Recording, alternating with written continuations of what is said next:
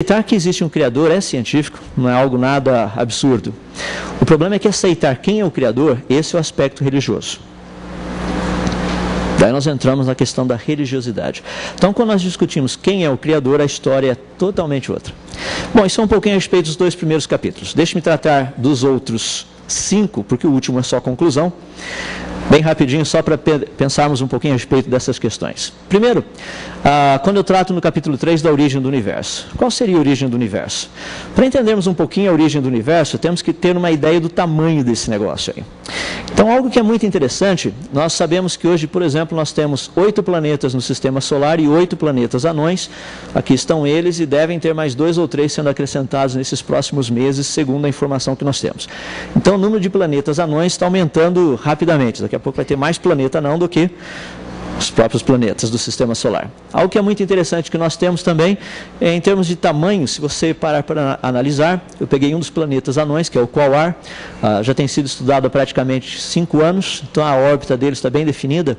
Então, do Sol até Quaoar, são aproximadamente 6 bilhões e 400 milhões de quilômetros. Vamos colocar isso em termos práticos. Isso seria apenas 7/10 de 1 milésimo de um ano-luz. Vamos colocar em termos mais práticos ainda.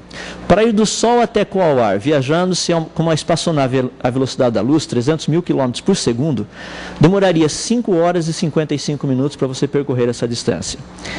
De ônibus espacial a 25 mil quilômetros por hora, demoraria 29 anos só de ida, mas 29 anos de volta seria a viagem da sua vida. Literalmente, sobraria muito tempo para outra coisa.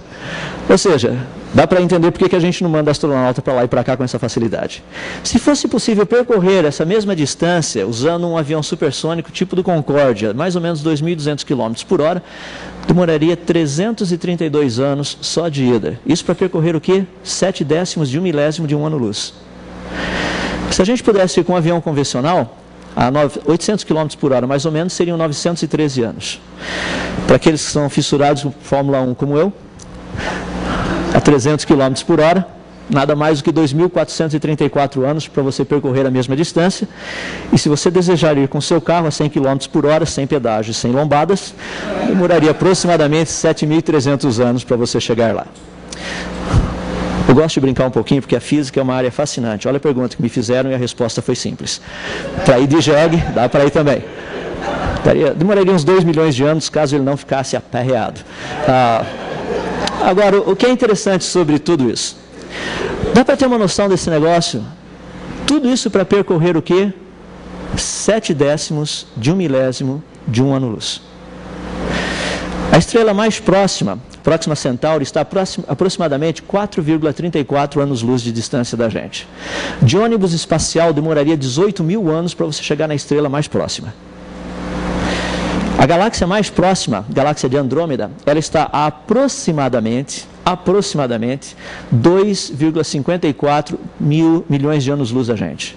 Ou seja, viajando-se a velocidade da luz, demoraria 2,5 milhões de anos para você chegar lá. Isso na galáxia mais próxima. O universo conhecido, estima-se que ele tenha de 15 a 20 bilhões de anos-luz de raio. Dentro dele existem aproximadamente mais estrelas do que todos os grãos de areia de todas as praias de todos os desertos do nosso planeta. E a teoria do Big Bang diz que tudo isso começou num pequeno pontinho a 1 centímetro cúbico de diâmetro aproximadamente. Eu acho fascinante a proposta. Eu tenho que dizer para esse pessoal, grande a vossa fé. Porque realmente para colocar o universo inteirinho ali dentro, eu trabalho muito com a área de densidade de energia. Isso aqui é um absurdo, quando você pensa em qualquer coisa em termos de densidade de energia, ou seja lá o que for. Mas deixe-me dar um aspecto muito interessante, que eu estou apenas, isso aí eu trato no livro. Isso aqui vem do livro do Stephen Hawking, Universo Uma Casca de Nós, na página 78. Ele coloca o Big Bang, daí ele coloca o desenvolvimento de tudo aquilo que aconteceu até hoje. Olha que coisa fascinante que ele coloca logo aqui no comecinho. Leis físicas desconhecidas. Então o Big Bang é científico, pelo menos ele é tratado como científico. Mas ele começa com leis físicas desconhecidas. Deixe-me dar alguns exemplos de leis físicas desconhecidas. Há cerca de mais ou menos uns 4 mil anos atrás, um povo saindo do Egito tinha que atravessar o mar. De um lado tinha o exército do faraó, do outro lado o mar, e o povo estava entalado ali no meio. O que aconteceu? Algo fascinante aconteceu. o mar se abriu, o povo passou no meio. Como? Leis físicas desconhecidas, obviamente. Outro fenômeno muito interessante que aconteceu também, tinha um certo cidadão que estava cortando uma árvore e de repente o machado dele caiu dentro d'água.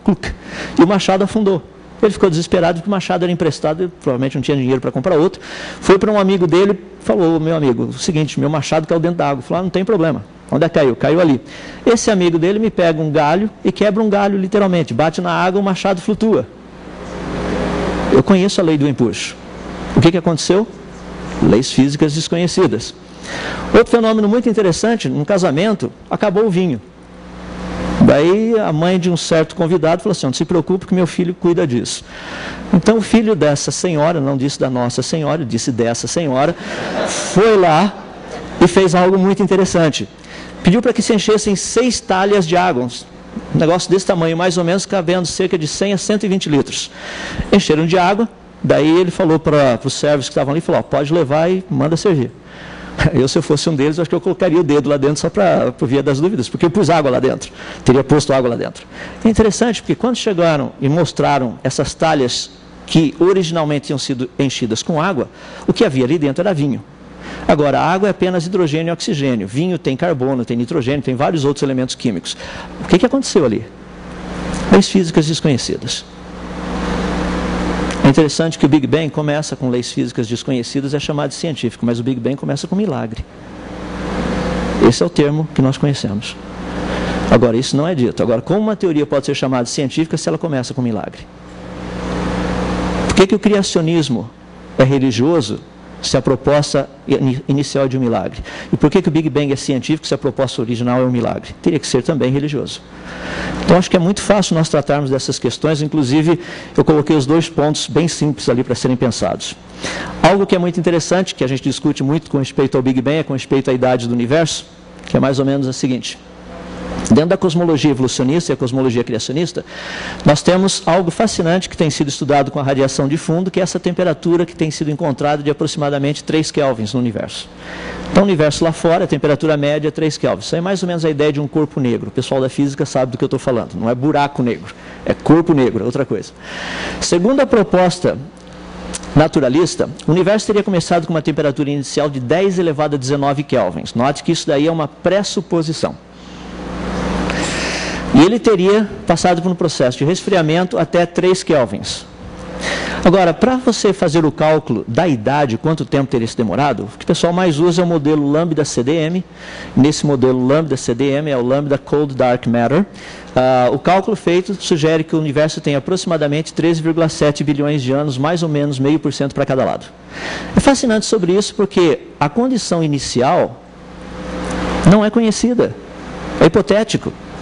Agora, como que você pode saber que o final nós medimos, são 3 kelvins. Agora, como saber o inicial? Como dizer que essa idade é absoluta se o padrão inicial, ou seja, se o valor da condição inicial é hipotético? Não somente isso, no modelo Lambda-CDM, assume-se apenas que 4% de toda a matéria, de tudo aquilo que se conhece no universo, é matéria bariônica, ou seja, aquilo que a gente estuda em laboratório. Os outros 96% a gente não tem a menor ideia do que é. 73% energia negra, que é praticamente parecido com magia negra, porque a gente também não sabe direito o que é isso, e os outros 23% estão relacionados com matéria escura e fria. Agora, para se chegar a uma idade, entre aspas, absoluta do universo de 3,7 bilhões de anos, colocou-se na equação 96% daquilo que ninguém sabe o que é, e mais uma condição inicial que ninguém sabe se é verdadeira. E assume-se que o universo tenha 13,7 bilhões de anos. Desculpa, mas a taxa de expansão que as pessoas observam hoje, poderia ter uma relação com isso? Vou tratar disso daqui a pouquinho. A gente vai chegar na taxa de expansão. Mas tem relação com isso para chegar a essa expansão? Também tem. Quando nós tratamos do aspecto do outro lado, da cosmologia criacionista, qual a proposta? Esse universo, bom, antes de esse universo, deixa-me colocar o seguinte. Eu, pessoalmente, pelo que eu entendo, parece que o universo foi criado pronto. Eu discuto isso um pouquinho no livro, algumas razões do porquê disso ao estudarmos galáxias e coisas desse sentido. O universo possui mais estrelas, como eu mencionei, do que todos os grãos de areia, de todas as praias e de todos os desertos do nosso planeta. Bom, o calor produzido por essas estrelas está indo para algum lugar. A pergunta é a seguinte: se nós começássemos com uma temperatura inicial de 0 Kelvin, lembra que no tempo Planck, 10 a menos 43 segundos, após o momento inicial da criação, a temperatura não seria mais 0. Porque 0 significa que tudo está parado. Agora, se deixássemos o tempo percorrer, começando com 0, quanto tempo teria sido necessário para que o universo aquecesse apenas 3 kelvins? Usando as mesmas equações e apenas retirando aqueles 96% de coisas desconhecidas. O universo não teria mais do que 13 mil anos. As equações são as mesmas, só mudou a condição inicial.